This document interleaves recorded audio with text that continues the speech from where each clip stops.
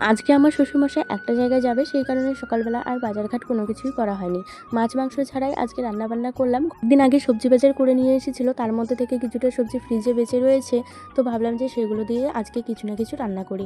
তো এখানে দেখো সকালবেলা আমি ভাত বসিয়ে দিয়েছি। এটা ঠিক সকালবেলার ভিডিও নয়, এটা আমি দুপুরবেলার মেনুতে কী কী রান্না করেছি সেগুলোই। চুলায় ভাত বসিয়ে দিয়েছি আর এক চুলায় কিন্তু পেঁপে সিদ্ধ বসিয়ে দিয়েছি। পেঁপে সিদ্ধ করব, আর সাথে এখানে কোয়াশ কেটে নিয়েছি। কোয়াশটায় কাঁচা লঙ্কা চেরা আর কালো জিরা সম্বার দিয়ে ভাজা করব। আর আমাদের বাড়িতে যেহেতু তেল ঝাল মশলা নুন একদমই কম খাওয়া হয়, সেই কারণে সেগুলো মাথায় রেখে আমি রান্নাবান্না করি রোজ দিনের।